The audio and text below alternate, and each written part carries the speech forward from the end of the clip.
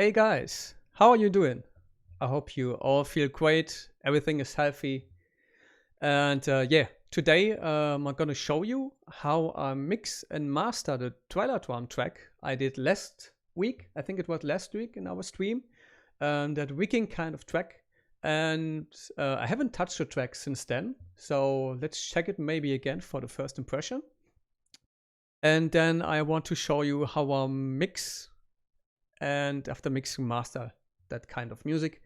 It won't be complicated again, so I'm gonna do that really slowly so you can check each step what I'm doing.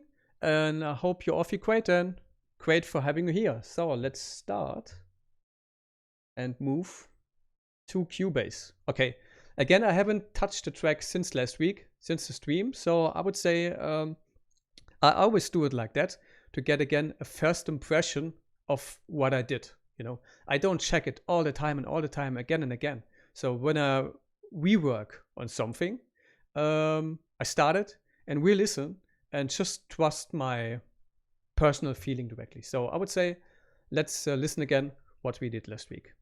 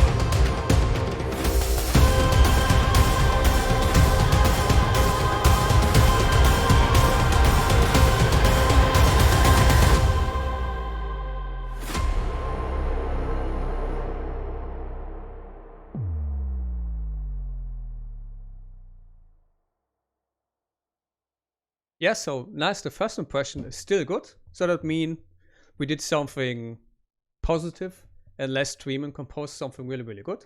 So I wouldn't mix from here. I just show you how I mix then with stems. Okay.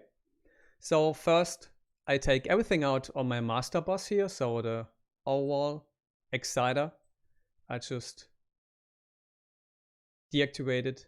Also the limiter. We don't need that here right now because we are on the mixing stage. Okay, just let me check for the maximum peak. So I'm gonna replay that final climax again and check then what's the maximum peak. Because we need a little bit of headroom for mastering then. Okay.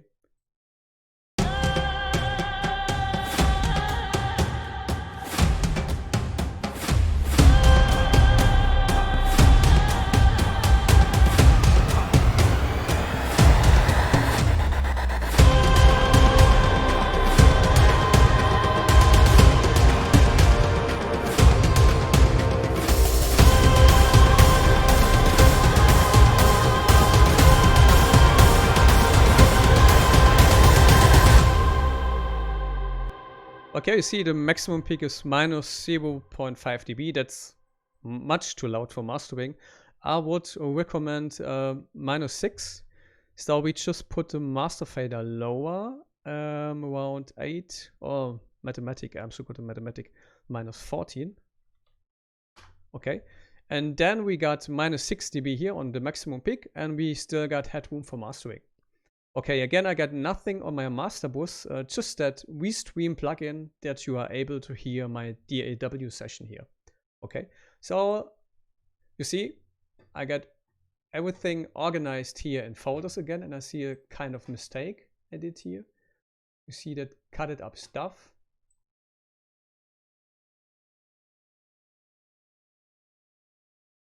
It doesn't need to be cut. It was cut because of that gap we put in here. Okay. Nice. Okay, then let's go. I got everything here in folders. You see hits, FX, ethnic drums, tonal FX, Brahms, fluid, and press. And I stemmed it right now, 2 stems. I do it still the old way. So I do it folder by folder. Okay. Let's just call it right now live stream 1 track. And hits. And we would stem right now on MP3, and that's not really good. So we just make sure we got the same sample rate and the same bit rate. Still that issue with Cubase that if you change it here, it won't show the new sample rate up. So we need to close, go to export again, and now it's here. Okay, it would even stem it to 44.100 kilohertz, but it doesn't show up the first time. So let's stem that right now. And in between, just we got a little bit time right now, so you can ask me some questions. Hey Kartik, no problem. Nice, great for having you here. And thank you, Agnes. Dankeschön, Agnes.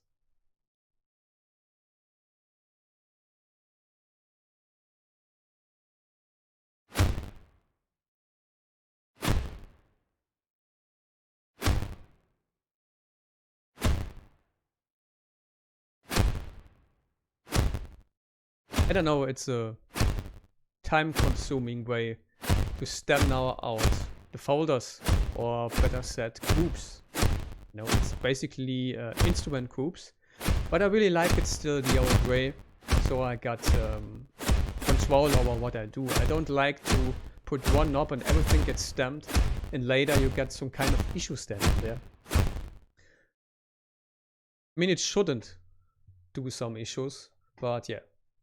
So it's just maybe 6 folders or something. So let's stem now the FX, that's risers and downers. Just again, if you got questions, just let me know. We got now a little bit time.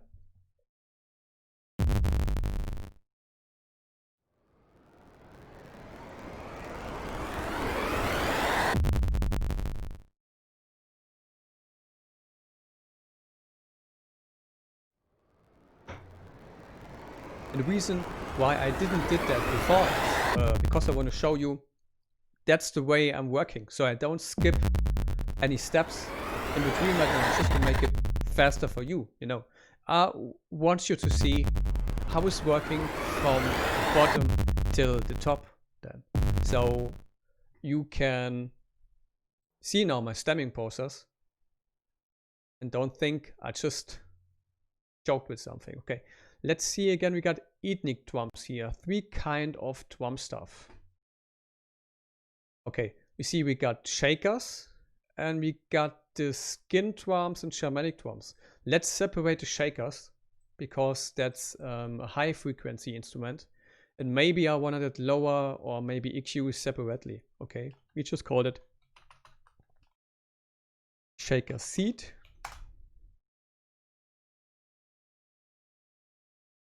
Hey, Gisraskin.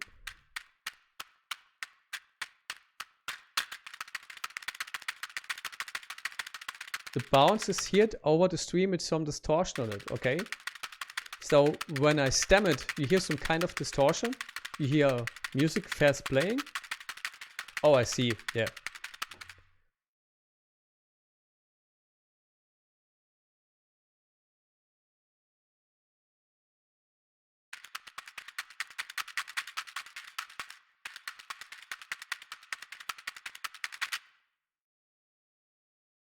Let's check that. Okay, now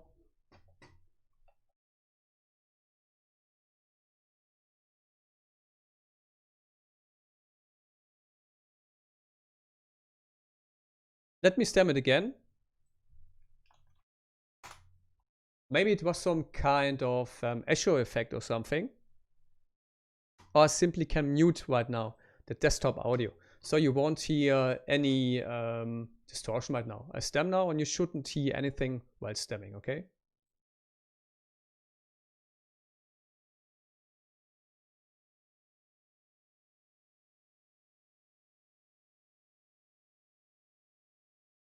Now it should be good. No distortion.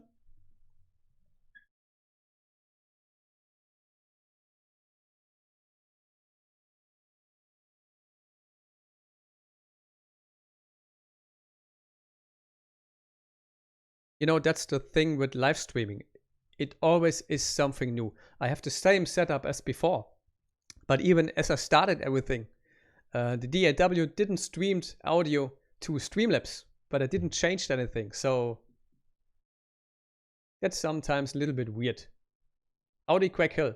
Okay, let me know. I stem right now the alarms. If you still hear some kind of distortion while stemming. Oh, quite perfect. I just muted the output from Streamlabs for the DAW. Hey, Crimson. Yeah. So let's stem. Yeah, the wonders of live streaming. That's right. Yeah. It makes no sense when I stem that you hear something, you know? That's totally ridiculous because when I stem, I also don't hear something because it's not in real time. It's pretty fast done. So, okay, we fixed the issue and we're gonna stem now alarms and pings. You see, I call that also alarms and pings. Yeah, I mean, I got a really good program called Streamlabs OBS, and it's much better than just the OBS because it's easier to work with, and you can live stream in many different places at the same time, and it was hard to figure that out with OBS alone. So Streamlabs OBS, I just can recommend Streamlabs OBS if you dig into live streaming.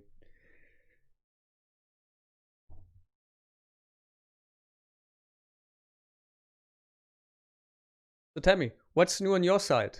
What happened? What happened musical-wise? Quack and Kisraskin. Now it's the Brahms.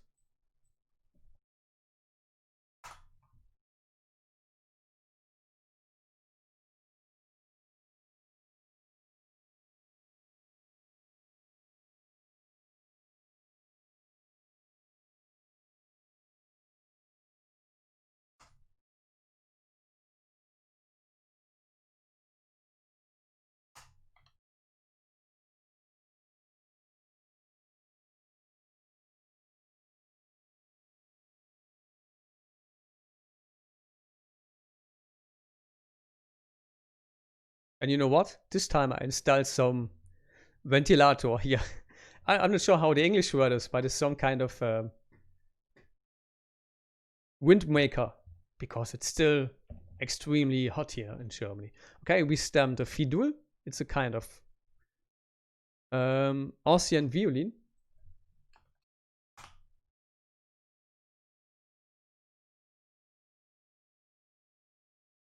Yeah, Crimson. Streamlabs is with a subscription if you want it. If you want Streamlabs Prime. And I'm honest, I got Streamlabs Prime because it's working much better than the free version. Yeah, it's a fan. Yeah, exactly, it's a fan. Hey, Kartik. Did you already pan the tracks before exporting the stems? No, I didn't. I didn't yet. I'm gonna do that later in the mix. When I got the audio. But I think we panned less time a little bit. But just a little bit to give the track a kind of stereo image. Okay, now we got voice. Laurian's voice. We call that solo voice. Yeah, you know ventilator. Now you know some kind of German. I got a fan here on this side. You cannot see right now, but and I had to leave the door open because last time, holy man, it was like in Russian we say banya. It was the holy banya, you know. It was like 100 Fahrenheit or 110 Fahrenheit or maybe 40 degrees. That's all it was here. I was done. So I learned from that. But you cannot hear the fan in the background because I got the noise gate on the microphone. So what else do we got here? We got staccato strings, and that's almost it. Strings, stack. So you see, I still try to separate as much as possible from the stems, but I don't do too much. Okay, I don't do single channels. I just stem what I think I need to separate later in the mix. So for sure, I definitely need to separate the brams because the brams need to be always as loud as fuck in trailer music. Oh, I'm sorry, as loud as peep in trailer music, you know?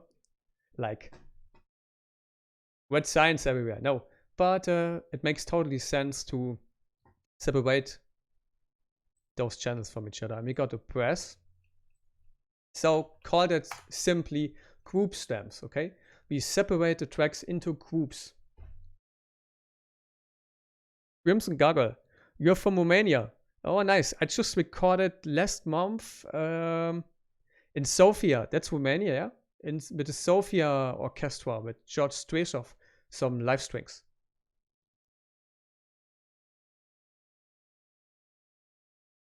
Oh, you got ventilator here. Yeah, yes. Pretty future-like, yeah? It's like Back to the Future. Yeah, Kartik, I'm gonna show you how I handle the staccato strings. That's not a big thing. It's really, really easy to do. You just need to know how to do. So one thing, I don't gonna close now the Cubase session because otherwise maybe we get an issue with streaming out of the DAW. So don't be confused. I just saved that project again. Cubase drum session. Final. And now I save that session again as mix and master. And now I take all the stuff out I don't need here. Because I really fear that when I close now Cubase and reopen it again, you won't be able to hear anything because of that good Streamlabs session, you know. So let's go the safe way. You see, I still got some kind of limiter here. So let's just put that a little bit like that. And just let me check if you hear something really fast. So we're gonna import right now the stems we stemmed. And Crimson Gaga, Sofia's Bulgaria, yeah. Oh, Bulgaria, okay, I'm sorry. I haven't said right now it's the same for me. Didn't did that. So I import now the stems. Okay. How did I call it? Let me check. It's always the same. I forgot where I stem to. The Cubase projects. Live stream drum track. Here it is. You see? We got the stems here.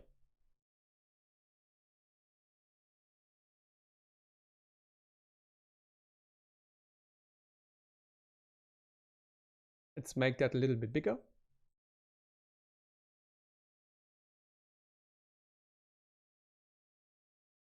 That was 120 BPM. Wait. Surely your BPM needs to fit to your track you stemmed, okay? Yeah, it's always the same. I mean, when I exported, I thought, oh yeah, it's logical how I named it. So I'm gonna find it again really, really quick. And what happened? Nothing. I haven't found it directly. Okay, just let's play it back if you are able to hear something.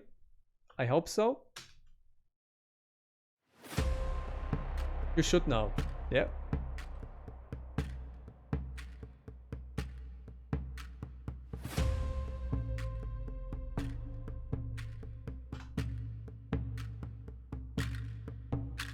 I hope you can hear something. And I just put now, just let's fastly work here. I just put out the stuff here because we don't need it right now. I don't want to have any strange signals. So it's safer to take that stuff out. And we got stuff here from the other session we don't use, but that's not important right now, okay? So let's re-listen again. You can hear it nice and clearly. Perfect. Oh, a wonder happened today. Almost everything is working. So let's play back. But before we play back, I put that again into folders. You see, we got drums and shaker. I call that now drums. I organize always the hits over drums. That's just the way I do things. Then we got alarms and brams. I mean, I call that tonal effects. You know, you can call that how you want, how you want it to. But I really like to be organized. You know, the German organized guy here. You know, always pretty organized. Okay, we got the FX. I put it before. See, the most important stuff I put on top. It's like hits, drums, FX, and trailers. Then we got tonal FX, the fiddle, the solo voice, string, staccato, and brass. And if you want to see it a little bit better, sometimes I even cut emptiness out here. You see, I do it like that. I just move it right now really, really fast. So you got more overview and maybe rearranging something later.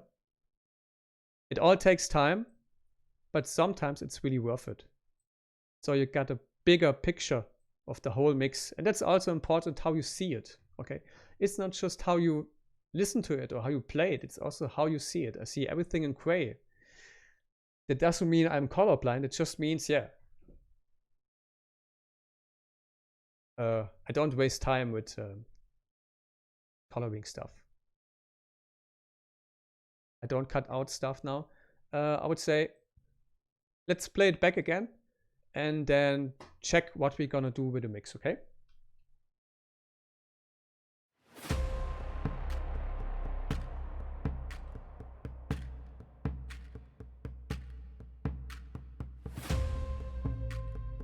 One thing I already recognize, I don't like the ping at the beginning. So it's also kind of remix session today. I also remix with stems all the time, okay?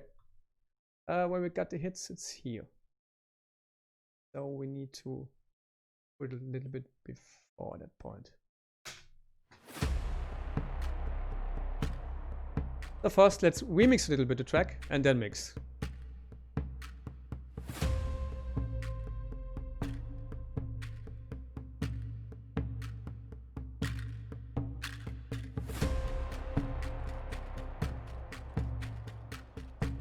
The shakers are a little bit too loud for my taste.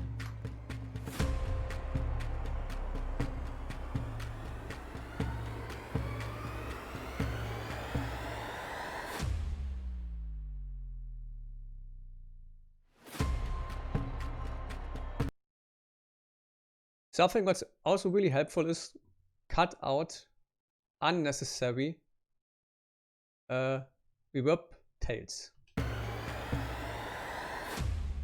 See, we got here a downer. And when a downer comes, we let it play totally alone instead of the hits for sure, okay? And that's also something what's gonna make your mix later better if you put out unnecessary stuff you don't need. Because that's the way you get a clear mix, okay? But surely to avoid clicking or something, we need to fade it now a little bit because it's a WAV file. And if you don't fade it really, if you don't do a really small fade, it won't click you till death. I'm still waiting for the movie called Click Till Death. But I don't think That will be a movie someone is interested, so.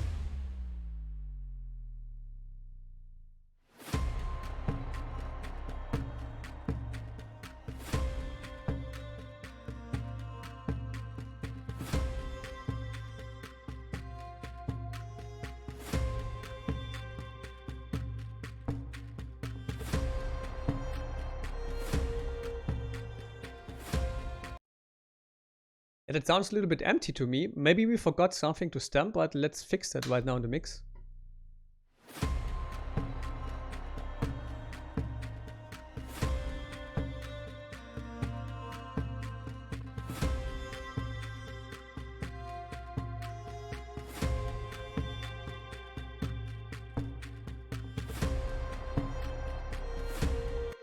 Yeah, let's use here another program. You see? Live remixing contest.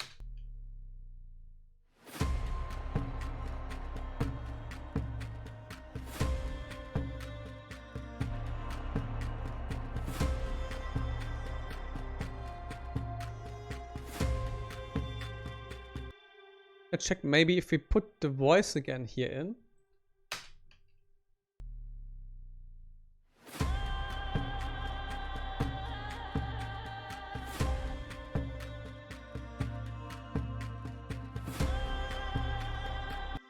Okay. I want to have that voice a little bit more in the background, but I still want to have this voice here, how it is. So I double that. I'm just gonna do that a little bit different. I put again a big reverb on it. It's the general clue for composers who have no clue how to compose, you know. Putting a big reverb on everything, and everything is fixed then.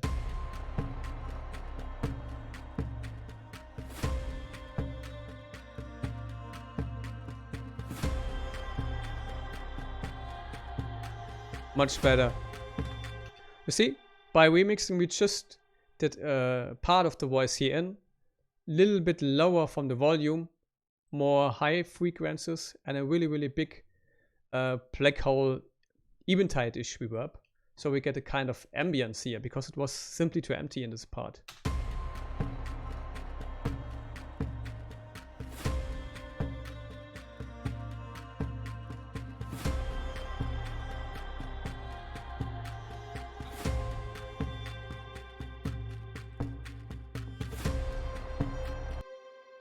And we got a solo voice in the middle, but we want to pan that a little bit to the left.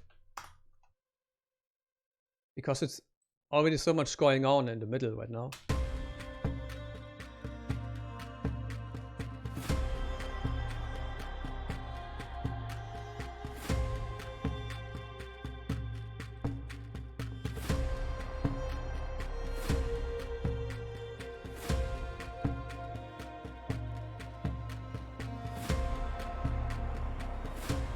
Thanks, Crimson. Yeah.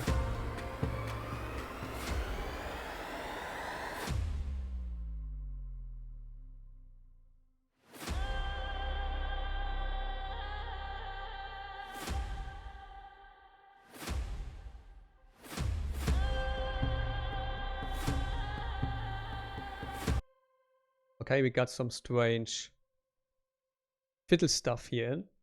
Let's take that out.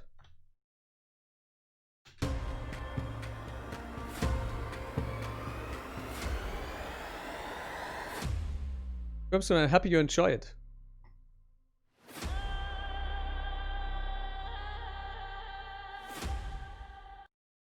Okay.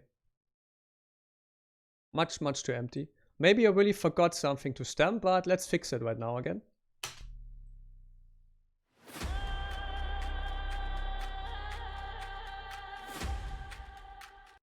You see, you need to be a little bit creative. And for me, that kind of stemming right now to audio and have a much, much smaller picture because of the group stem from everything makes it much easier for me to remix that right now.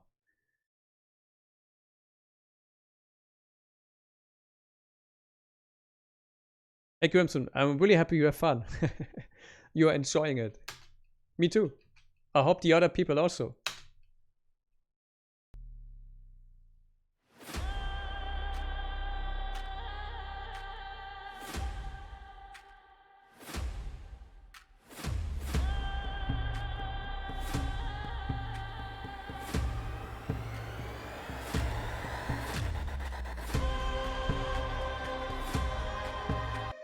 Okay.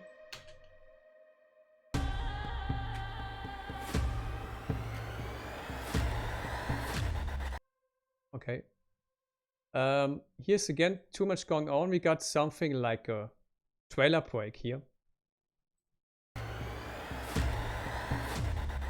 You see, we don't want to have the other stuff in here. We want to focus here on that small part, just on a trailer break, and erase everything else that's in here. Because it makes it easier for the audience to focus then on what's going on. If you got, again, too much instruments in the background playing around, you know, that's, yeah, that just keeps the tension away from the audience then.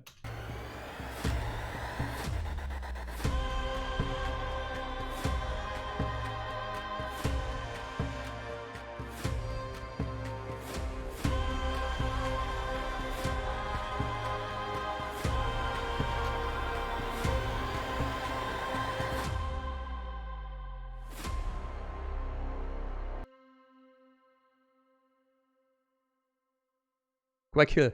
Yeah, I do it almost every time. Rearranging and chopping up with stems, because you can take out so much more out of your track when you just got that small picture like right now, like maybe let's say 6 or 8 group stems, and then you get a different picture from everything and you can see the wave files and you can see what's going on. And for me, at least for me, it really helps in improving the track. Okay, let's look for the staccato strings here for Kartik.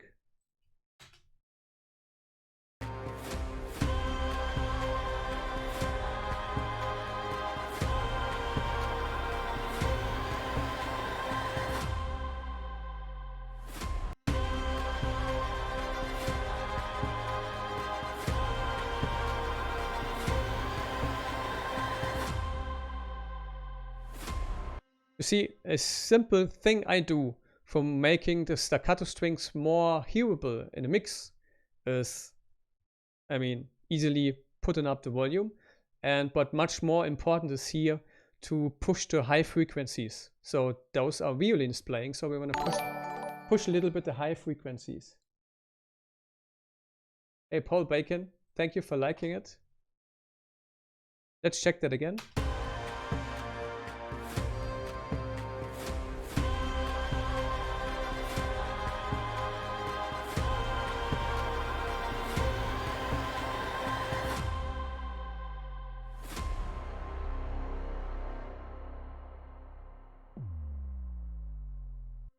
And again, I did really much cutting right now again. So I need to fade those cuts a little bit, so we don't get clicks. The best way to do it is it really at the end of your mixing and cutting and rearranging process. Because you see, I have faded right now 2 times. And yeah, let's check again the mix. But I'm gonna check right now with my monitor, so I can hear it much better than with the headphones.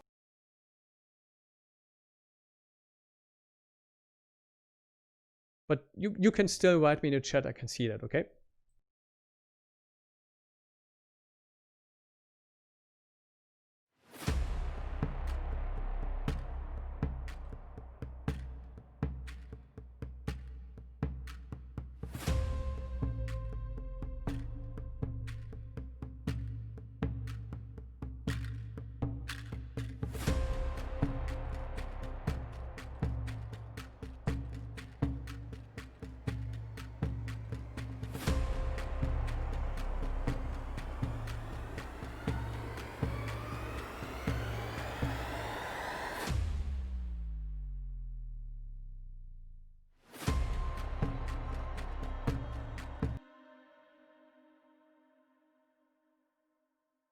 just gonna show you really fast.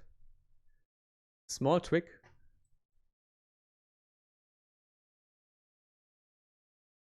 I want to do something with the downer here. I'm gonna reverse that downer now into a riser. So just see, make it a little bit bigger for you. That's a downer. But we're gonna prep that now into a riser. So we just reverse the wave file.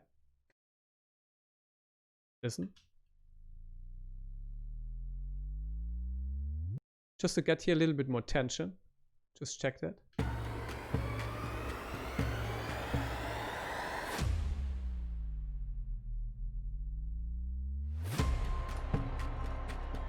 You see, easy trick, but something new in your mix. So always make sure your ears get something fresh to hear in your mix, okay?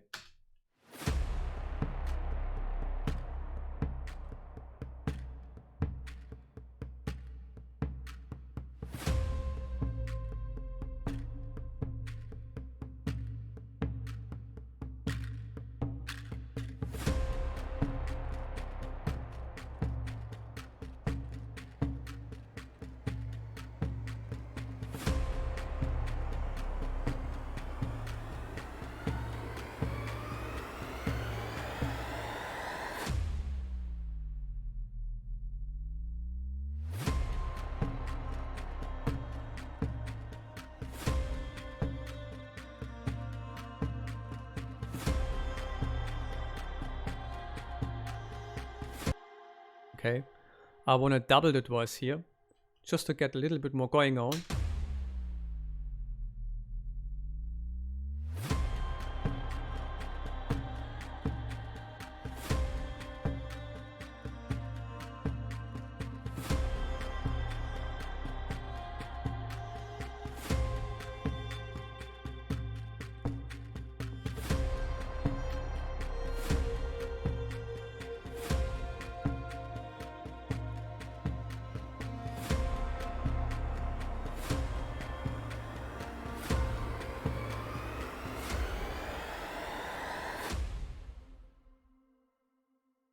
Okay, and you see, we had again here something like that downer break. Let me just had it here, so I'm gonna avoid it here. Just maybe I put some kind of silence here. Again, a really, really simple rearranging trick. It's nothing big and fancy, but it can make so much difference.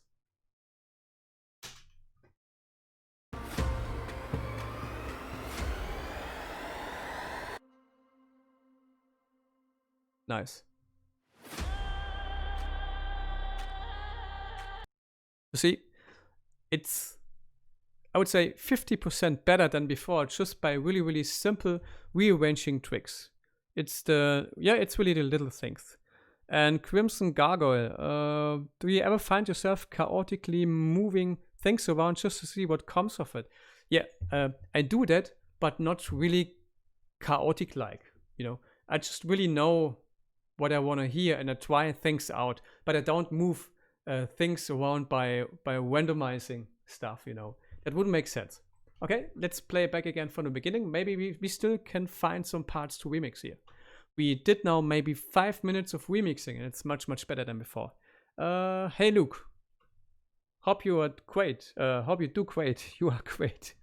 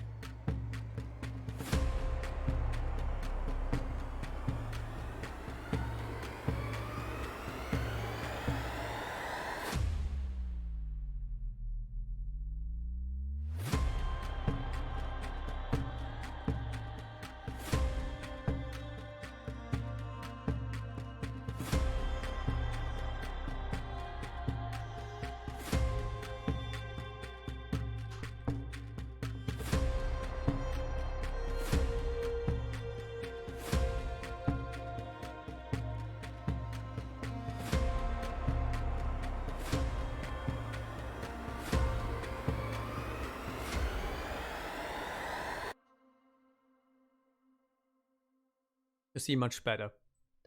If we simply put here that silent break in, you can avoid that drop down we had before, so again you get something fresh for your ears.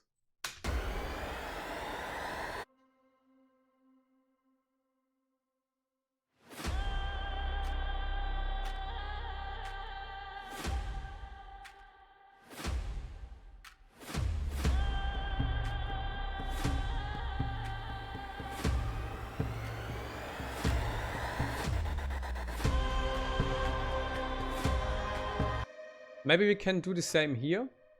We got hits going on all the time. Let me just try to take them out here in that silence break before the final climax.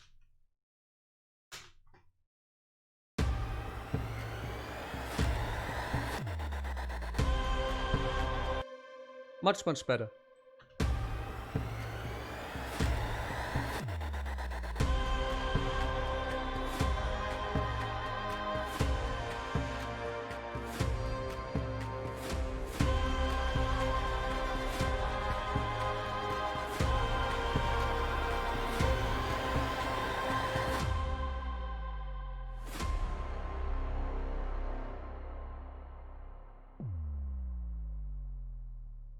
We don't need a downer break here again.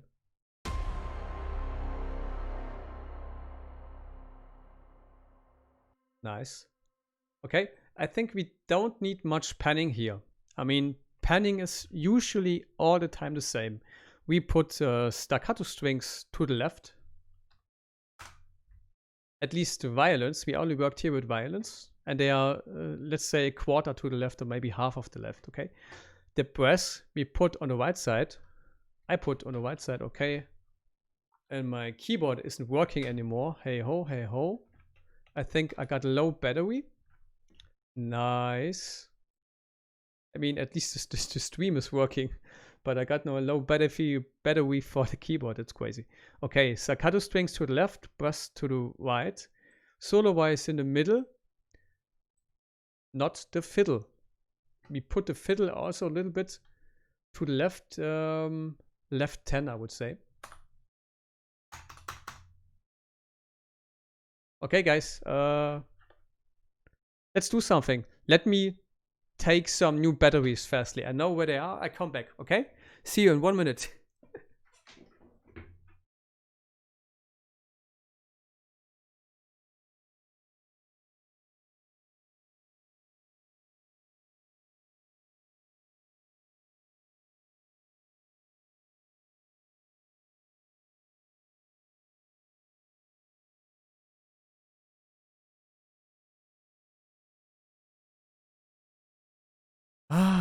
I'm back again.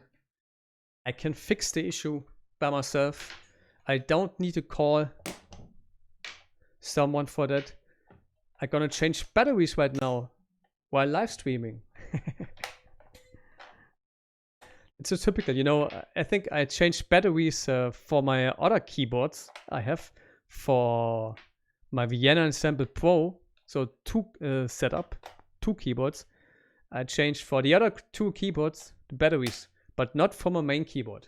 That's logical again. You know, is it working? Let's check. Oh, it's working properly.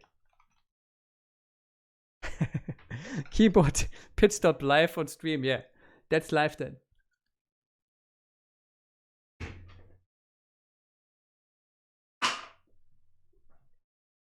Luke, I use Streamlabs OBS, the Prime version. Okay, so pit stop fixed in 2 seconds. Let's check again the mix at the end. So we pan some stuff. The brass, you know, low brass at least, is for me always on the right side in the panning spectrum. So right side, 25%. Staccato strings, at least the violins are on the left side, 25 or maybe 30%. The fiddle is a kind of violin, okay? I put it again on the left side. The brams are for me always in center, in the middle. Alarm pinks can also stay there, but maybe put maybe left 5, I would say. Then shaker drums we keep in the middle, hits we keep in the middle. The only thing I do mixing wise here is I push a little bit the hits because we do trailer music. I push the FX a little bit louder, and I push the Brahms a little bit louder because those are the main instruments. I mean, Bram isn't an instrument, but those are the main instruments in trailer. So I want to have focus that on top. Also the drums, but they are already, let's say, yeah, +1 maybe. Got it. Let's check again the end.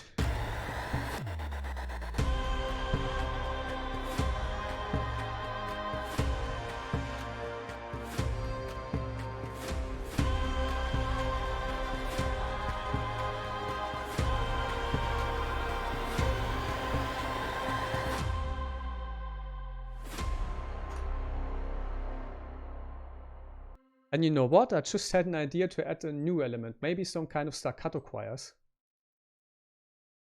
And you see, we are mixing the track, but we still got ideas how we can improve it. And I use for that choir stuff performance samples, Oceania, just a moment, women, patch. And I really should batch save them pretty fast because I use them all the time. But yeah, it takes ages till I got it loaded, even when I still got my 18-core processor.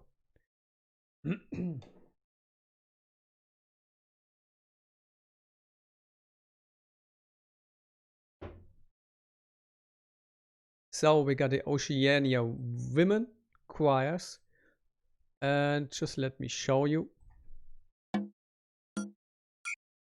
Okay, yeah. Nice. That's not choir. That's cowbells. Maybe we should put some in German called Pfeife. Let's put some Pfeife in here. Okay.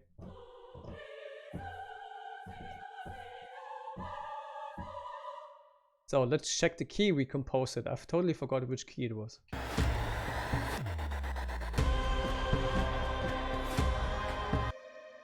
Okay, I need to push it a little bit louder.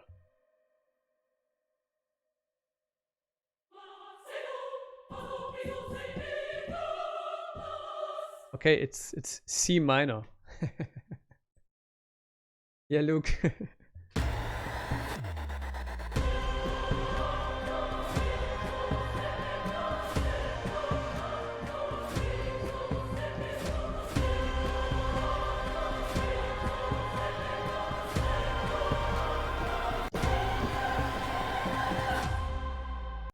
Yeah, that wasn't bad. It was just a try, but let's put it in with retrospective recording. So what I played is recorded in the background and I just put it in. And let's quantize that a little bit. Oh, 16 notes. You know, 8 notes.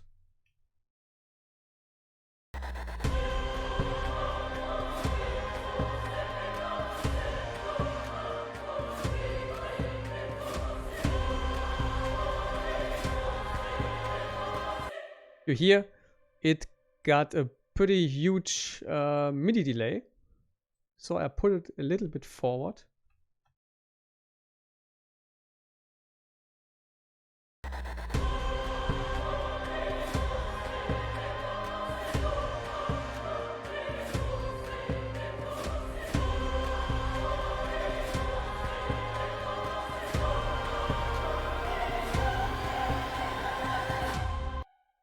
Better. Oh, I see you cannot see it because you got my wonderful picture in front of it from a webcam. So we have put in Oceania choir. Just let it mix a little bit.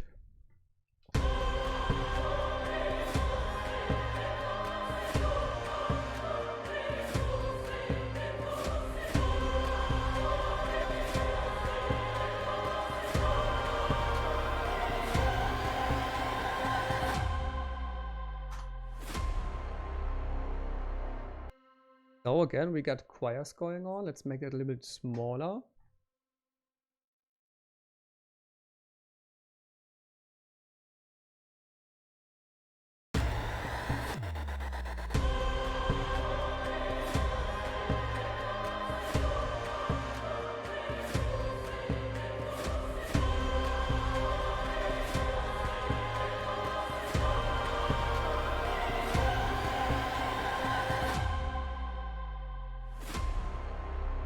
Perfect. You have seen I just have pushed again from the mix the high EQ frequencies in here. So the choir is overall better to hear.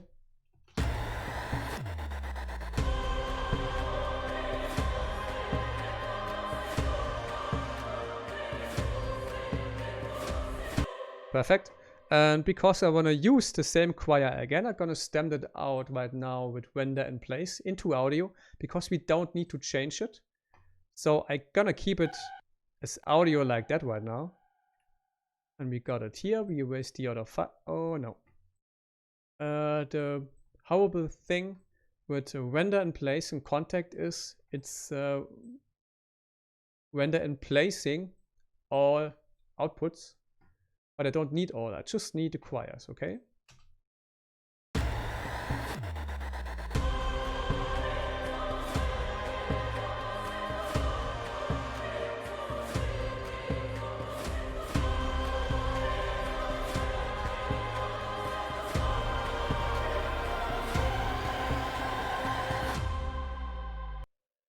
Thanks, Crimson. It's a Philips BDM 437U. It's a really, really big one. Okay, and I want to have also some sustain choirs in the background. I gotta use it right now.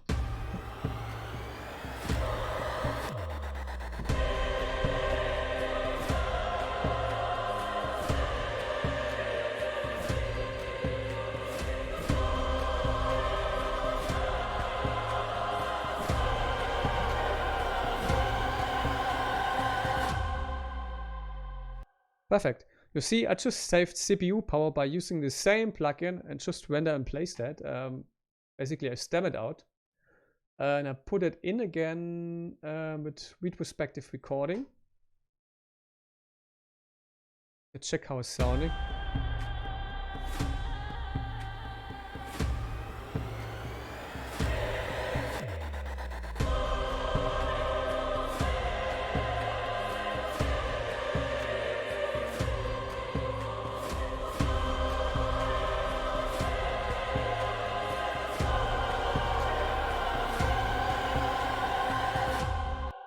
That's it. I want to use the choir again as an audio file. So I render and place that again.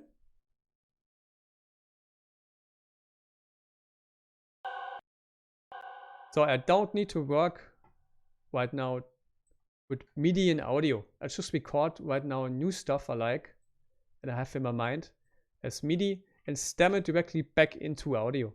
Okay. So we got choirs here. We let that. That's an open. Really open, Agnes. Agnes, that's not a problem. You simply can listen and check it out and see how it's working. We don't need to write all the time. That's choir staccato, and we got here choir marcatos. Okay, but we still need to properly mix that. And I would say staccato choirs are again on the left for me.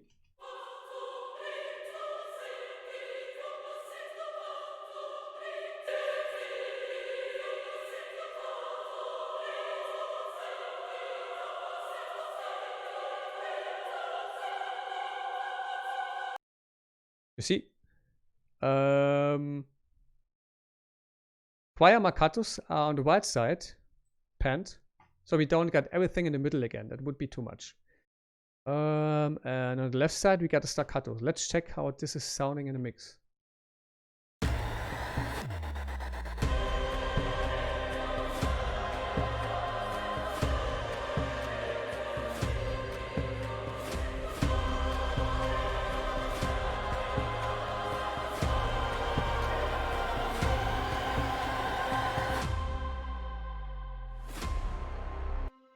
Perfect. And let's put that fade here again, so we don't get a click. And Luke is asking, what drum instrument are you using? Just check out the latest stream we did, how to compose trailer drums. It's a lot of dark era stuff from Eduardo Tarilonte in here. Mostly that one plugin. Hey Ben, how you doing? Okay, I think we got the mix ready right now. Let's check again for the maximum peak and play the track back.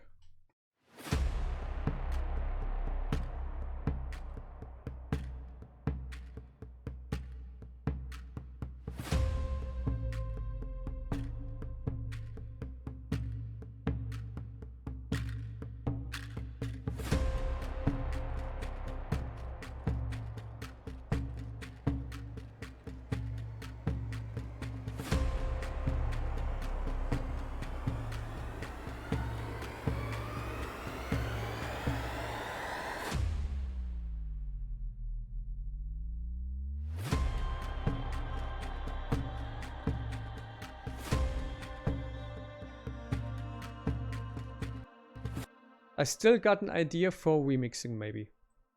Let's just take out at the beginning maybe the seed shakers.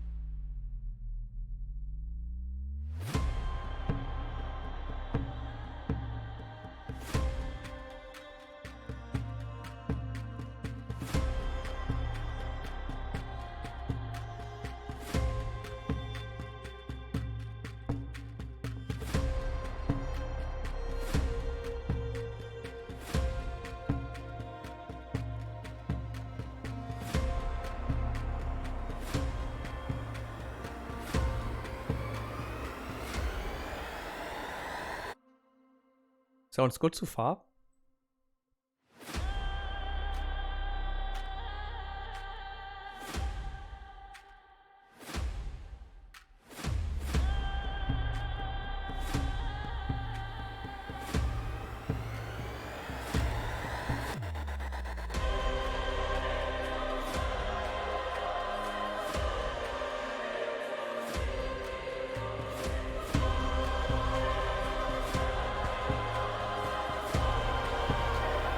Yeah, let's see if this is working if we mute the drum library here at the beginning of the climax, but I don't think it works.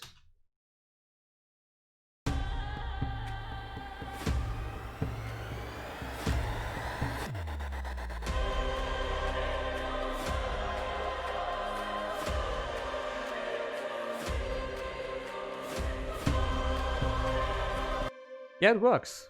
And we even could put in here again a riser to just give that part a little bit more nuance.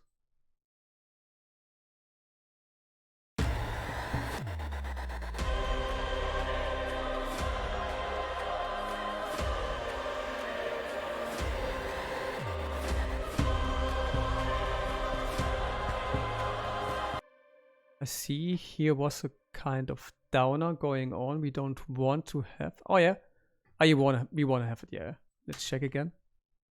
Hey Christina, thank you.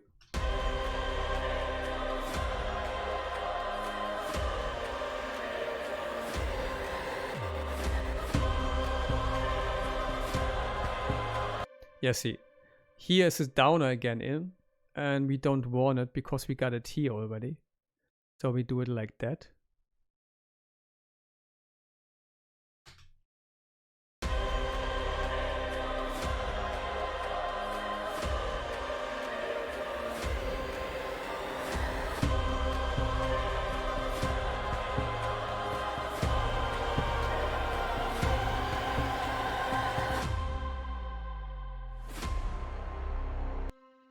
check something with the hits.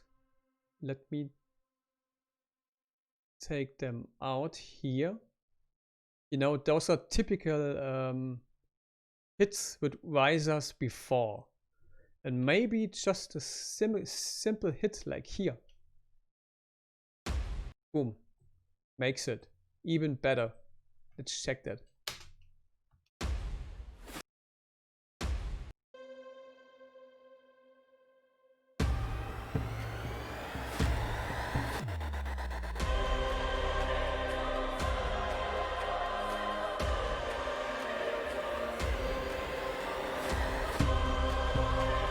Yeah, much better. So basically we're gonna use now hits as a drum instrument, okay? Let's rearrange that a little bit.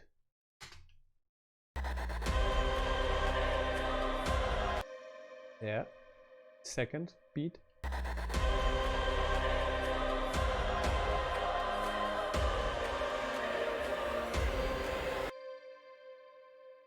Nice.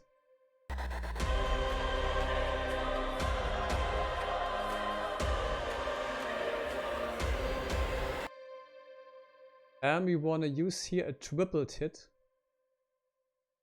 You know, dum dum dum, that typical trailer stuff, that dum dum stuff. For dumb people, you know, hitting on a drum like a small kid.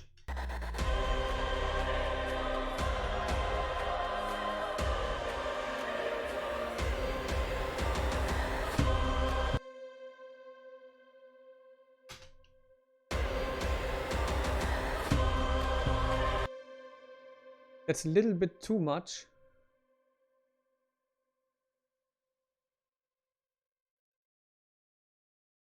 See how this sounds.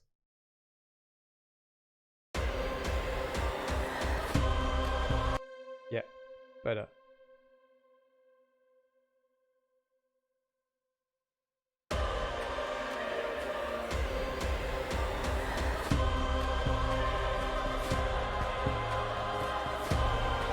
You see, we rearranged the hits now into a drum instrument and giving the track at the end. I mean, we just imported that and remixed it right now, and it sounds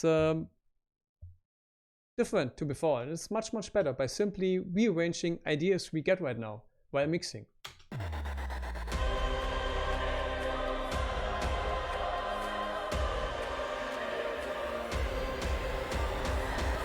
Nice.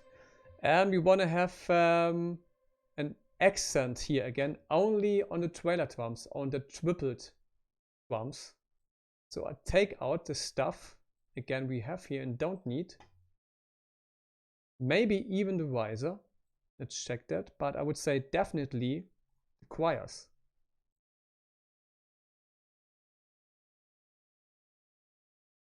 So when the trailer drums I rearrange right now are playing like dum dum dum and triple beat, we take out everything else. Okay, let's listen how this is sounding.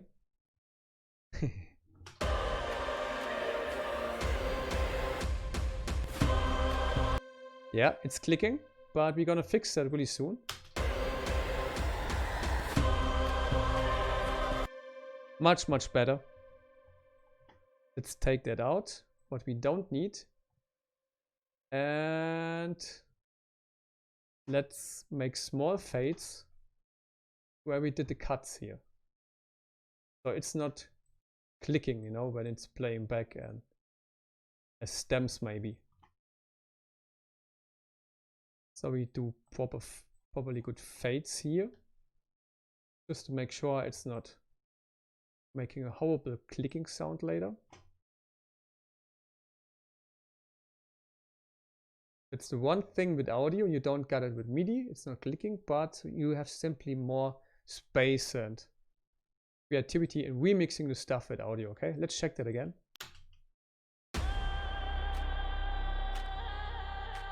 Hey people, we got 15 people looking at it live stream, that's crazy. Thank you. It's almost the world.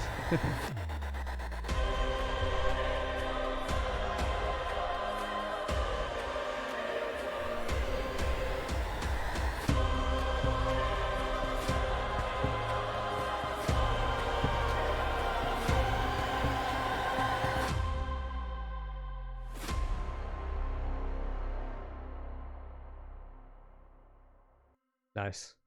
I mean, just watch, if you watch the stream again, compare the track right now to the track we had at the beginning, as we simply imported the stems from the finished MIDI track. Okay, it's a totally different world right now. Let's play that back again as a full track so we get an overview how it's sounding and yeah, how it is, and then we maybe go to the next step to mastering that kind of stuff.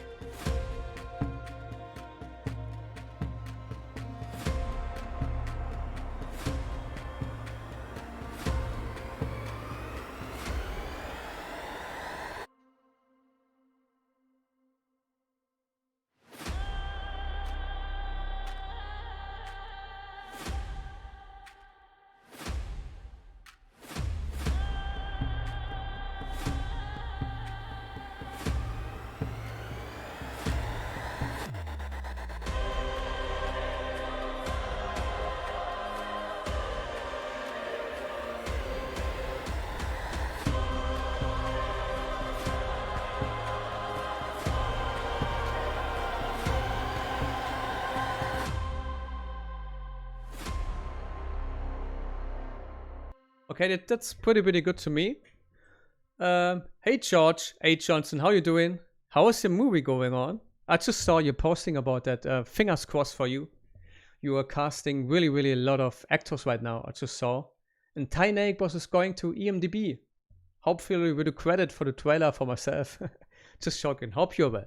Yeah, so people, I think the mix is ready.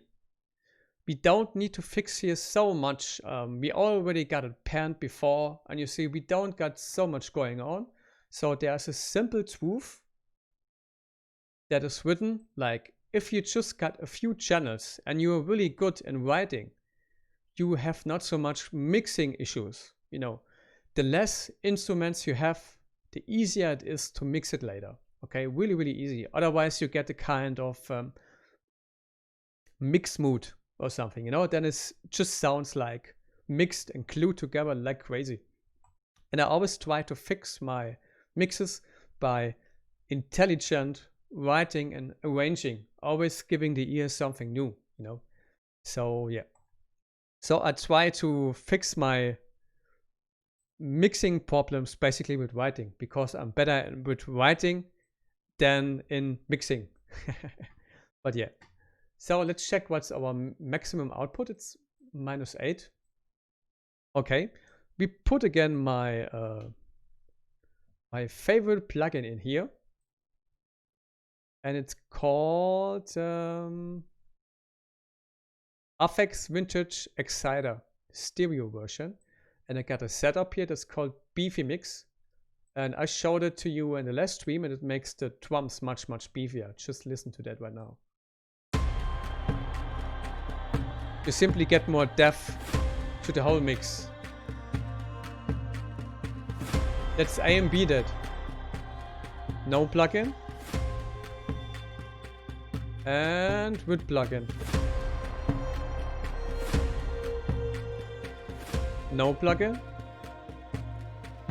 And with plugin.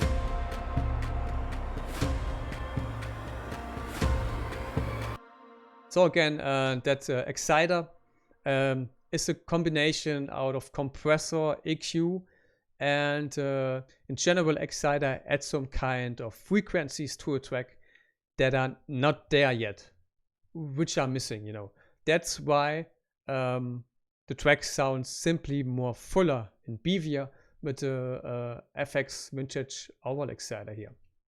Just let me show it to you just with the drums, okay? No plugin, and now with plugin, and you see, much beefier.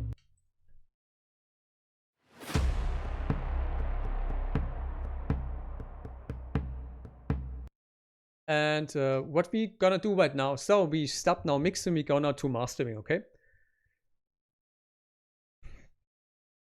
I mean, I'm not a mastering engineer, to be honest, and I'm pretty sure other people do it different, but I just try to do it easy, for me at least. So I'm gonna use an EQ, and we're gonna work with Ozone. Who cares? Ozone is doing the job, that's it, it's really. So what I always do with EQing, mastering, track and mastering while mastering process is taking out the low ends a little bit here, because that's too moody, and I accent the high frequencies and take a little bit out the mids here, or maybe this way.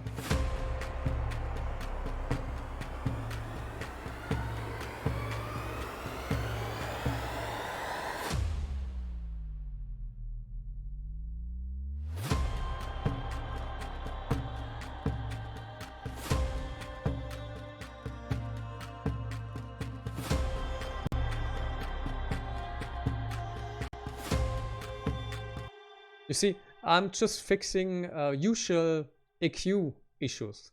So taking out the muddy low frequencies, taking a little bit out of the muddy half low frequencies on band number 2 here, the mid frequencies a little bit, and I push the high frequencies.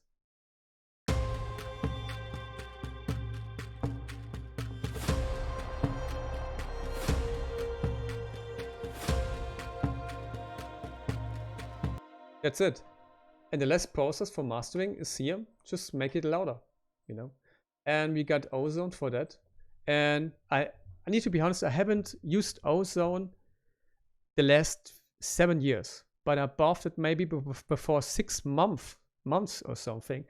And for me, it's making totally the job, the mastering job I need for demo processing, you know. I don't send it, I don't send it out to trailer libraries or trailer houses like that. But usually the mastering for trailer music, if you send it out to a trailer library, is doing a mastering engineer. You just need to make sure it sounds really good if you send something out as a demo. So it needs to be not loud as fuck, but loud enough. And if you showcase something already halfway mastered, it's easier to understand for the music supervisor to say, okay, that's the route where it's going later, okay? So let's check. I got a preset here called Mastering Trailer. Let's see what we got.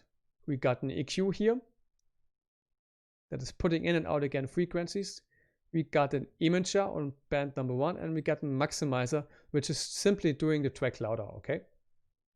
And let's put up the meter. You cannot see it, it's behind my webcam photo, but the meter in Cubase is showing me right now how loud it is, okay? You can see it here in the mixing window. So here we got a meter, which means maximum RMS, which is almost the same like LUFS. And I would like to have the track around -10 RMS, which is almost like -11 LUFS or something, okay? It's almost the same. Okay, let's check that. Oh, sorry. Let's put up peak to 0 at the moment. And I really like the maximizer from Ozone, because it's not pumping, you know. It really takes so much time till it's pumping, you know, that gate. So let's check that right now, how loud we got it, okay? So cover your ears.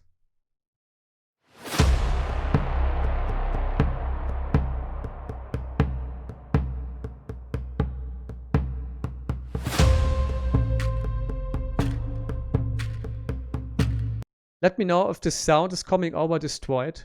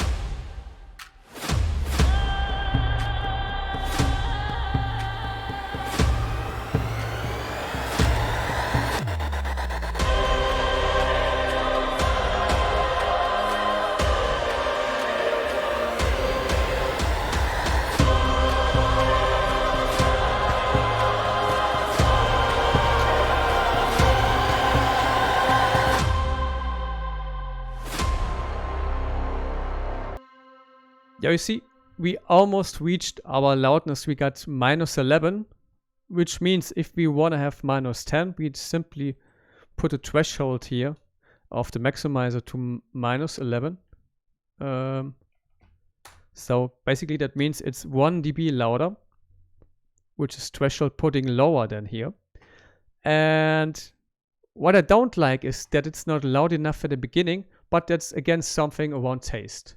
And what I recognize is when the hits are coming in, the threshold here is cutting in. So maybe let's do the hits a little bit lower in the mix, okay? So we got a little bit more headroom for loudness then later. Let's check that again. Maybe even put it to -1. Because you see, if you master it, it has a different kind of sound later and a different kind of loudness. So you can fix the stuff easily with your group stems here. You know, as I didn't have any mastering plugins here on my main bus, the hits were totally okay.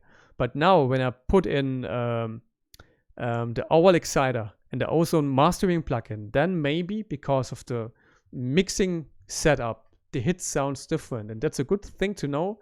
If you can light master your tracks before you send it out, you know how it will sound roundabout after mastering.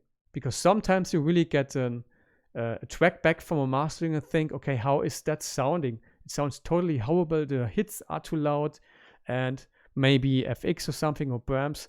And basically that's an issue when you mixed it. So when you get something back from mastering, those issues are louder right now. And you didn't hear that before because it was not so loud on the mix. But if you master something, you cannot cover really, really good any mixing issues, okay? So I would say it's good to have some light mixing skills. So, but that's everything. It's you don't need an owl exciter, I would say. But you need to work at least with EQ, with compressor, and limiter and maximizer or something. That's all, okay? Just to bring it to a general loudness and frequency and level the frequencies in the mix a little bit.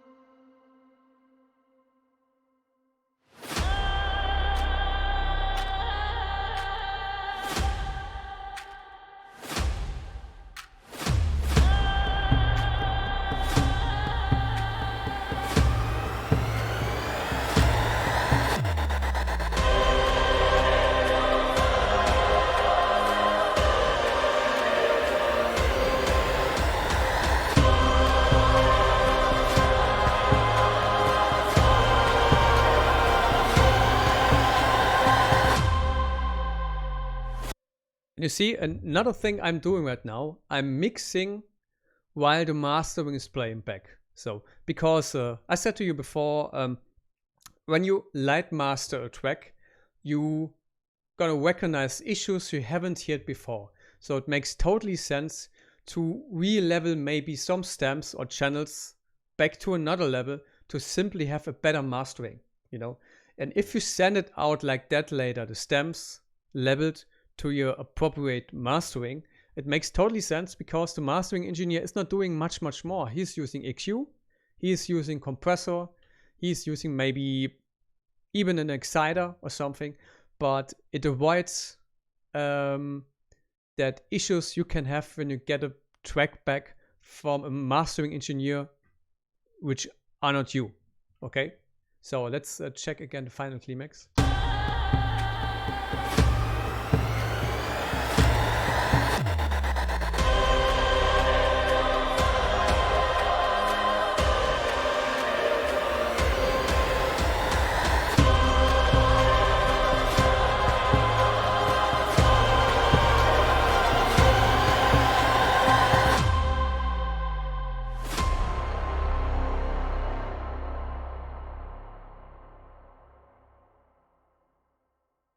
You see, we still got an RMS of -11. That's now because I leveled the single channels different. So let's put the threshold to -12.5.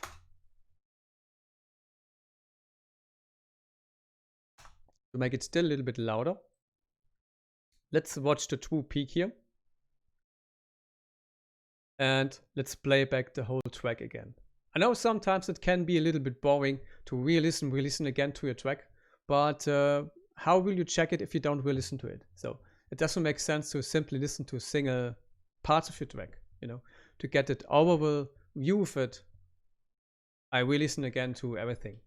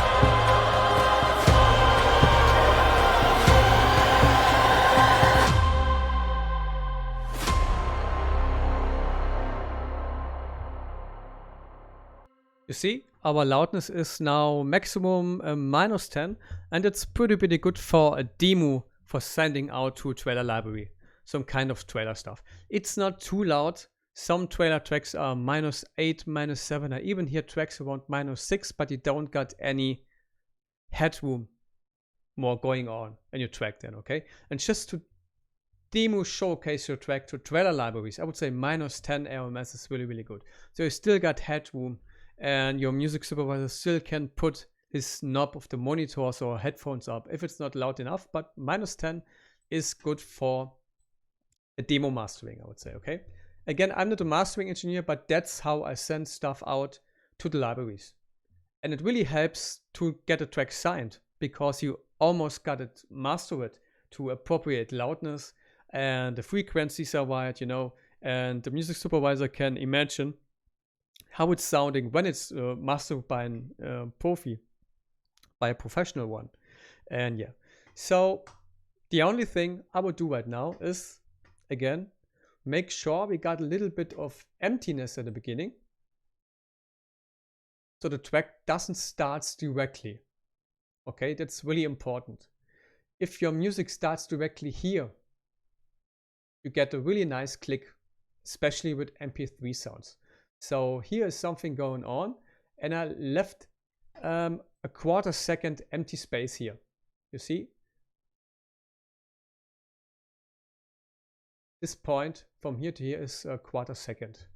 Okay, just make it a little bit bigger so you can see it. So I'm not lying. 1/4 second. Check. You see? 125, 1.5. So, and we need the same at the end.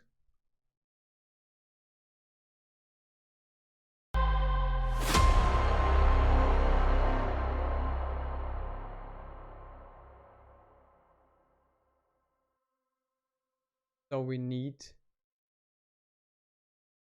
fade here.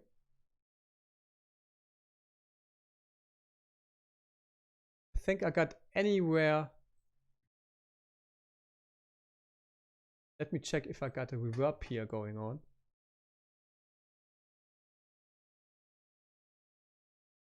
Yeah, I got it on the fiddle and I got it on a solo voice, I see.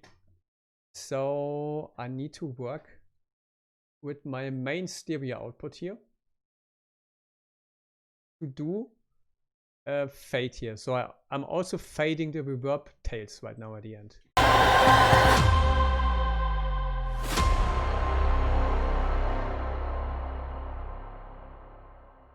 Let's say we can do it here.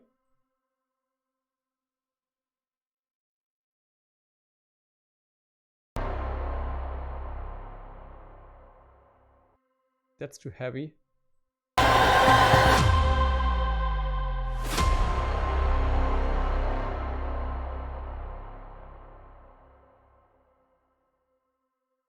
Much better.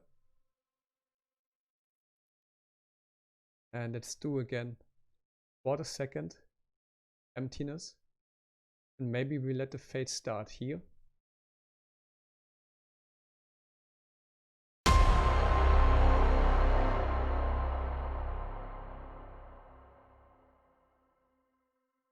So make sure your end fades are sounding natural. Just let me show it to you. We got it now like this. But let's say we do it like that. So it would be completely unnatural. But I get it a lot of times like this. You see, it's like bam. Like fade directly. We want to have that natural. Like the instrument would fade out.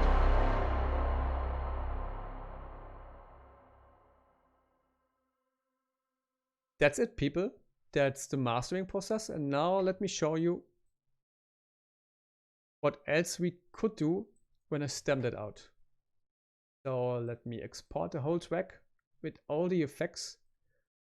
Let's call that Valhalla full mix.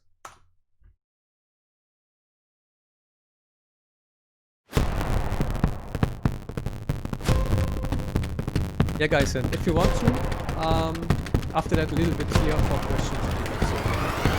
Okay, so just let me know about your some questions that you always want to ask, and I try to answer them as long as it's simple.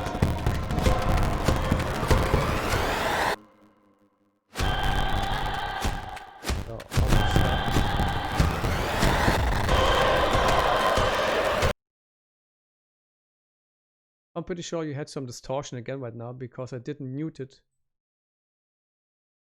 Here we screen. Perfect. So again, it's saved as mix and master. And we call that mix and master final. And just to avoid again some problems with Restream, listen session. I don't gonna close Cubase again. Just put everything here out.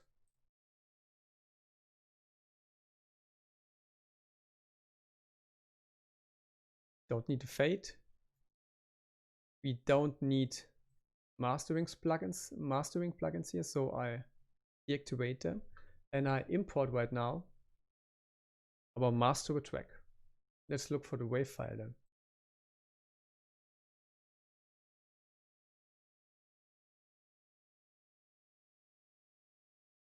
Okay, where it is? Not here. Let's do it again. Oh, what happened?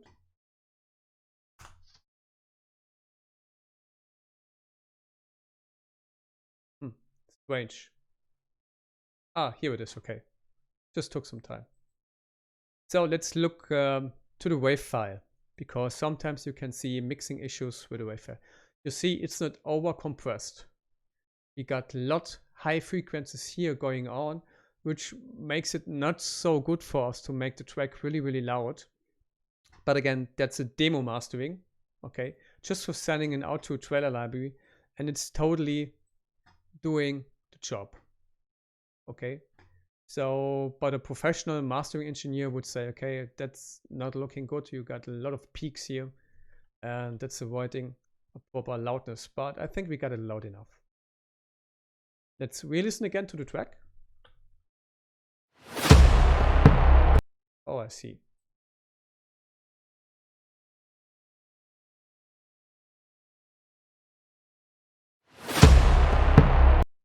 Okay, something strange is going on. It's peaking.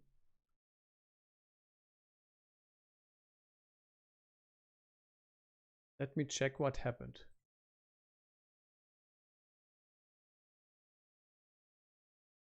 Because it shouldn't peak.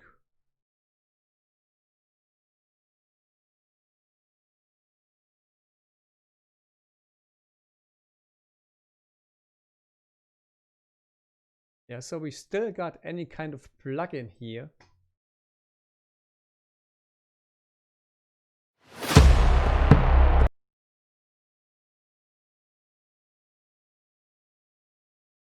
What could it be?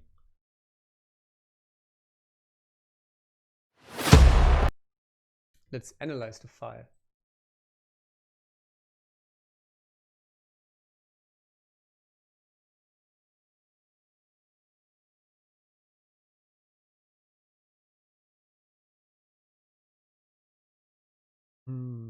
No, it's minus 0.3 maximal loudness, but when I play it back, it's plus 6.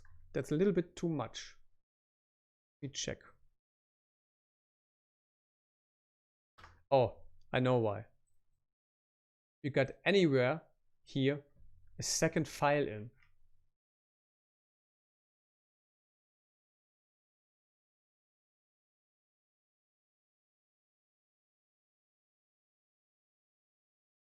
Yeah, here we got it. You see, it's here, up there imported. It's 2 files playing back. Okay, that's strange. Something weird is going on. Check again. And let's play it back right now. Sorry for the issue. It's still live stream. Much better.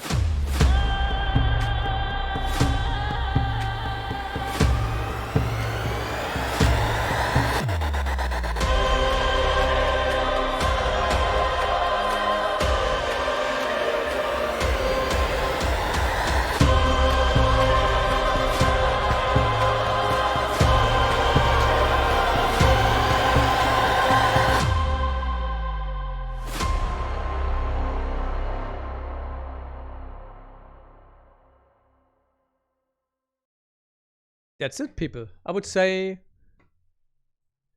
we did a pretty nice mix and mastering session here. What's going on? Oh, I see. We didn't head it to CWDB, so let's check again the final climax, how loud it is.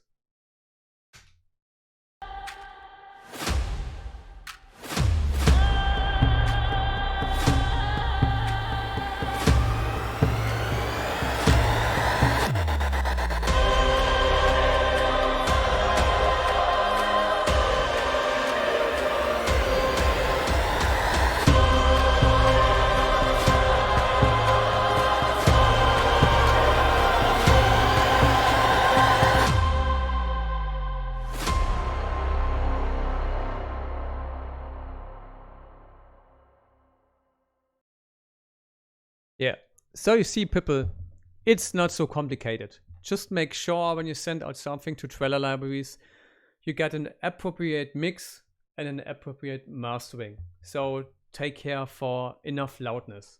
Your track shouldn't be smashed like crazy to -5 dB. You know, I just receive sometimes demos like one guy made it happen to mastering his track to -4 dB error message was smashed like the wavefire was just one clue. And that's not really good for listening experience. Your track doesn't need to be 100% perfect, but it should reach that level, you know, to at least imagine how it sounds after mastering. So for this kind of light mastering with EQ, compressor, limiter, maximizer is totally okay, just to showcase how the track sounds at the end. So people, if you got some questions, I'm here for you. Let me know. And let's check that.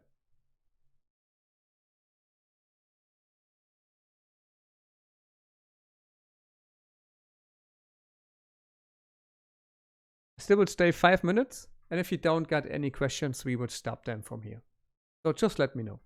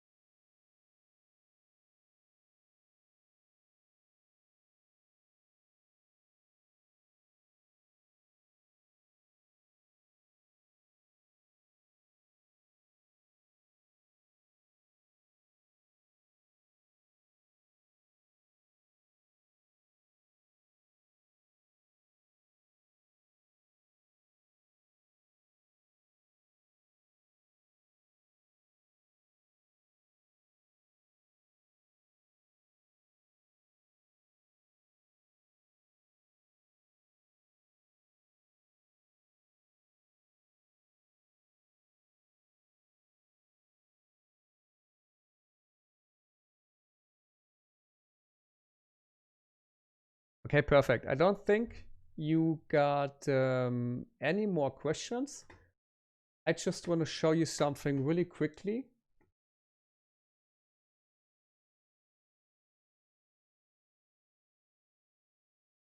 If you like to have your own streaming sessions with me or your own teaching sessions, you know, I offer teaching sessions on Patreon.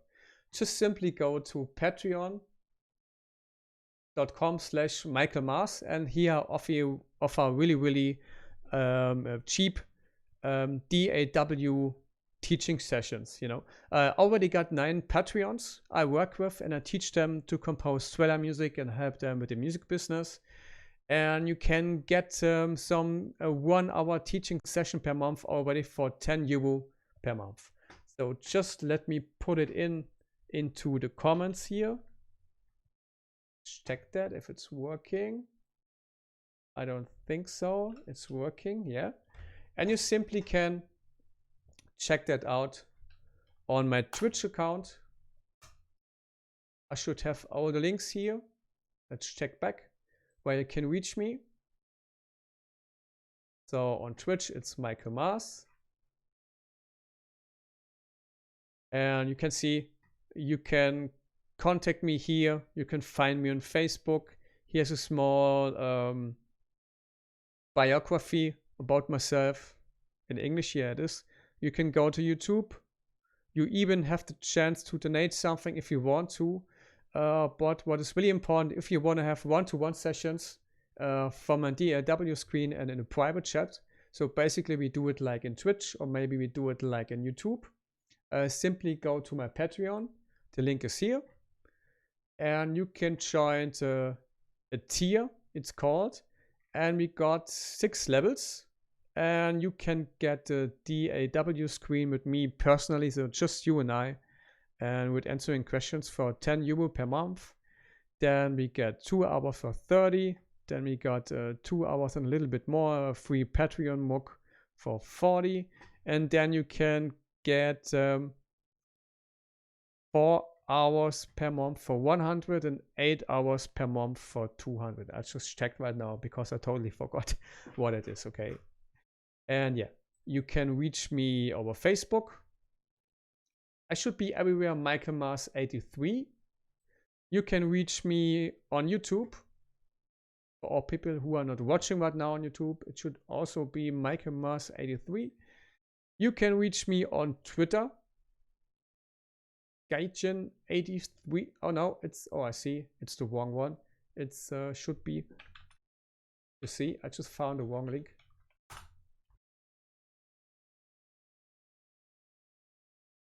Yeah, it's Michael Mars 83. And yeah, that's it. So if you don't got any more questions, I really would like to say thank you for joining me this evening or your lunchtime or this morning. And if you got some new ideas for new streams, I would be really, really grateful. Some people asked me after the next stream if I could show them how I mix and master my trailer tracks. So I thought it's an easy process to show you how I do that in a really, really simple, easy way. And that's how I do it all the time. You know, I don't do it different. I do it always like that. It's just rearranging and remixing the track with stems and then giving it a proper mix, you know, panning stuff, EQing stuff, and then giving it with the mastering a proper loudness and still some maybe overall exciter stuff and yeah, giving it a little bit more beef. So people, I really would like to say thank you this time for joining me. And if you don't get any more questions, I would wish you a great day, great evening, a good morning, and hope to see you soon. And if you got questions afterwards, just contact me over my email info@michaelmusic.de or write me on Facebook, join Patreon, watch YouTube, Instagram, everything, okay? Have a great night, great day. See you. Thank you so much.